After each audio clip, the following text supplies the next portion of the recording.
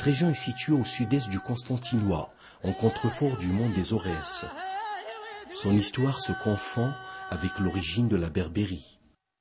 Elle s'appelait autrefois Mascula, fondée par la 3e légion Augusta. Le nombre des ruines disséminées atteste de la présence agissante des Romains sur son territoire. Elle fut le premier rempart de la conquête de l'Aurès par les Byzantins. Au Moyen Âge, Bagaille et Mascula connurent une vie florissante, riche en événements. L'occupation française fut marquée par plusieurs révoltes et insurrections jusqu'à l'indépendance. Khiran. Nous partîmes dans la direction de Khiran, une commune située à 82 km du chef-lieu de wilaya.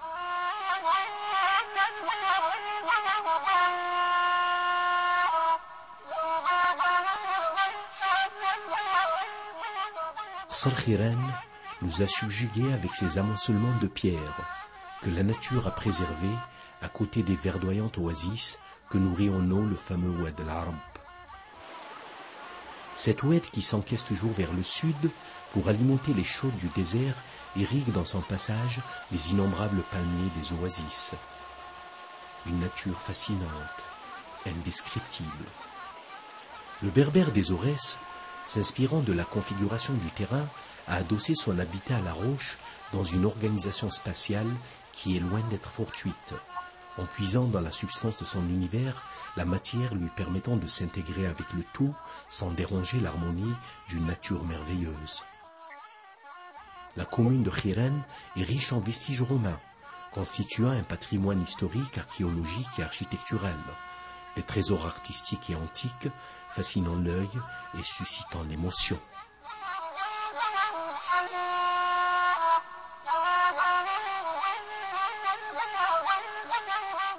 Aux environs de Khiran, nous remarquâmes au passage des femmes en train de laver des vêtements dans la rivière. La femme berbère des Aurès s'est adaptée, ne craignant point l'effort ni l'obstacle. L'amour des Aurès qu'elle porte en elle est plus fort que n'importe quel obstacle.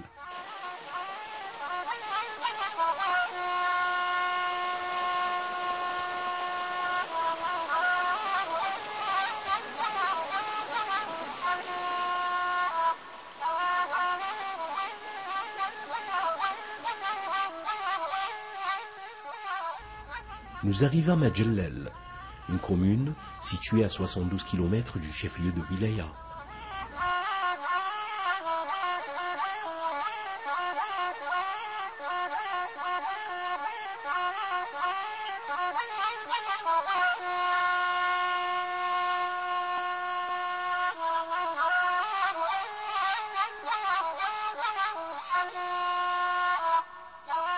Des maisons accrochées au flanc des canyons dominent le paysage enchanteur qui s'offre gracieusement à elle. Le minaret s'érige comme une lumière blanche pour nous annoncer une communauté conservatrice de son identité dans le respect des valeurs de l'islam. La ville est composée de 2 portes principales. Ses habitants viennent se reposer dans ce patio à toit fermé, sorte de belvédère leur permettant de se reposer, de contempler la cité et de goûter à la véritable saveur de la vie.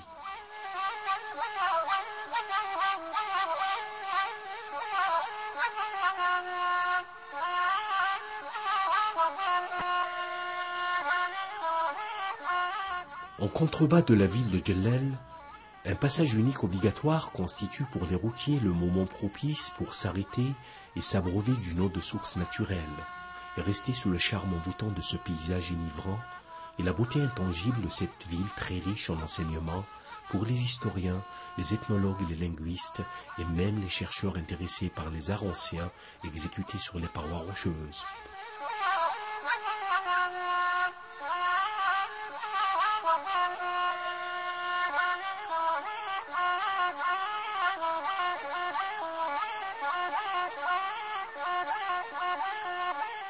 Telle cette grotte très ancienne qui n'est pas loin de Djellel.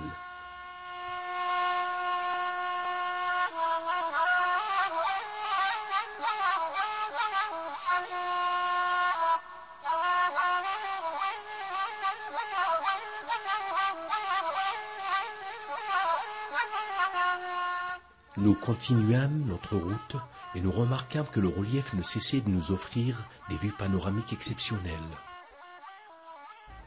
Nous arrivâmes à Chachar, une commune qui se trouve à une distance de 50 km du chef-lieu de wilaya.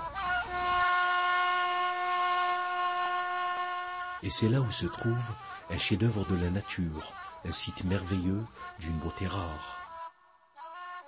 On est en présence d'un magnifique cirque rocheux comme un cratère où se niche depuis l'Antiquité le village de Taberdga, au fond d'une vallée bordée de parois rocheuses qui portent les signes d'une ancienne civilisation.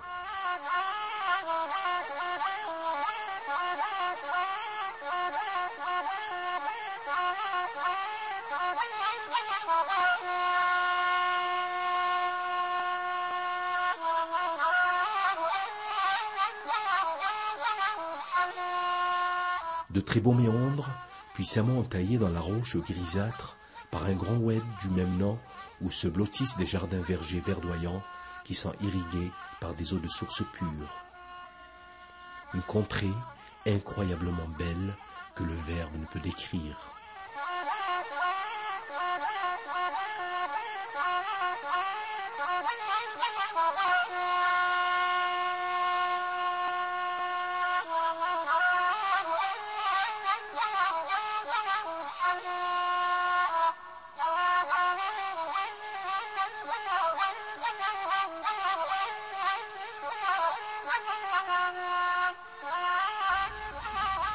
Nous arrivâmes à Babar. En effet, nul ne peut citer le nom de cette ville sans que le tapis portant le même nom ne lui vienne implicitement à l'esprit.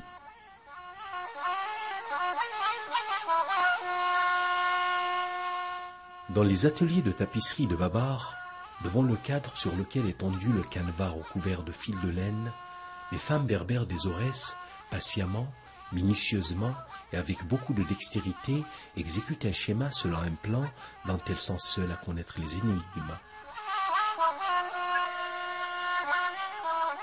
Les fibres de lin sont démêlées à l'aide du peigne.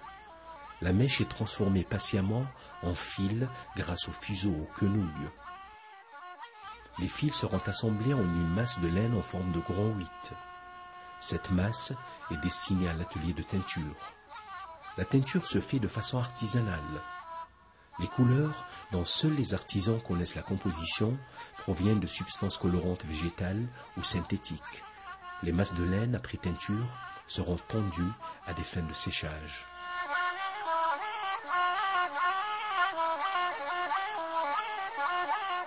Avec beaucoup de dextérité, les femmes exécutent un schéma selon une logique qu'elles connaissent et préservent jalousement.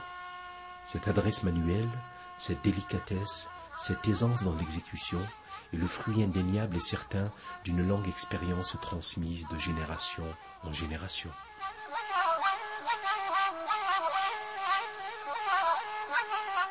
Ces tapis perpétuent un art millénaire. Les formes et les motifs géométriques variés, le choix des couleurs, rien n'est fortuit. Le tout traduit et évoque une richesse culturelle millénaire et constitue une des facettes d'un artisanat original.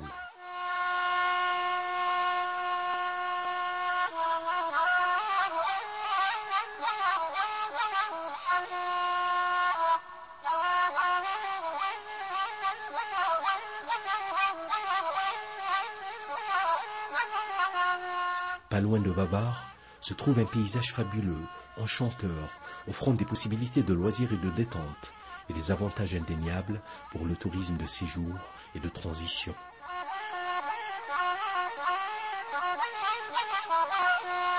Le barrage de Tamza, allié à un site naturel de premier ordre, nous accueille.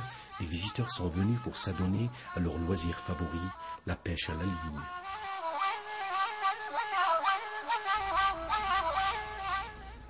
À 5 km du chef-lieu de wilaya, la ville d'El Hamma nous ouvre grand les bras. Cette ville accueillante et hospitalière et soucieuse de la propreté, à ces merveilleux paysages naturels, alliés aux vestiges antiques, s'ajoutent d'innombrables sources thermales, sites thérapeutiques par excellence. Hammam al-Salihin est une station thermale classée hydrominérale. La date de son exploitation remonte à l'époque romaine. La station est située dans une région forestière au climat particulier.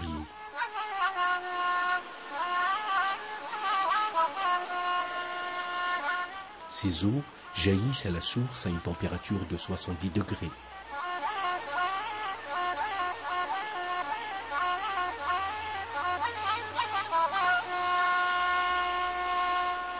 Nous fûmes ébahis par ce lieu de rêve. Nous avons eu l'impression, devant ces piscines romaines, d'avoir fait un voyage dans les temps passés.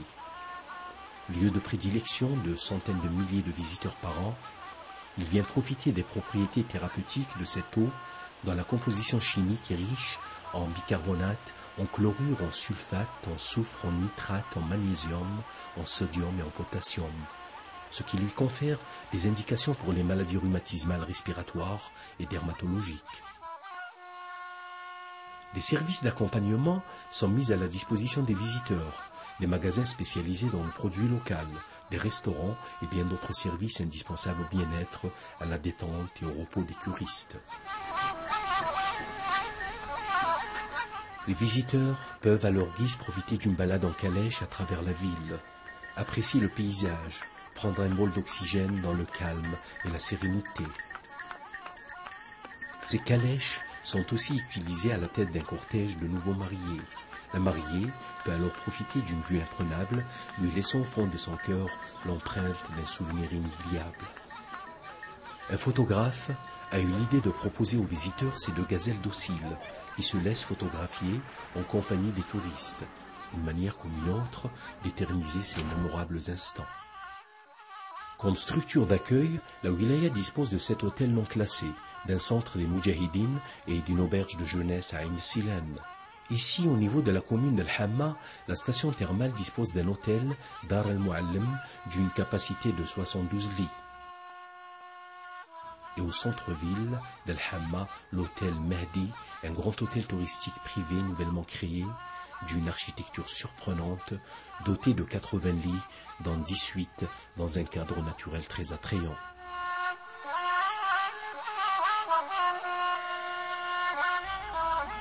Notre déplacement à Bagaï était des plus séduisants. Cette ville, qui se trouve à 10 km du chef-lieu de la wilaya, a un charme assez particulier. La stèle de la reine des Aurès el-Kahina, érigée en plein centre-ville, est le symbole de résistance qui habite l'imaginaire des Imaziran. Kahina, originaire de la tribu Djarawa, mourut en l'an 701. Ici, à Aqsar Bagaï, subsistent à ce jour des vestiges d'une valeur inestimable.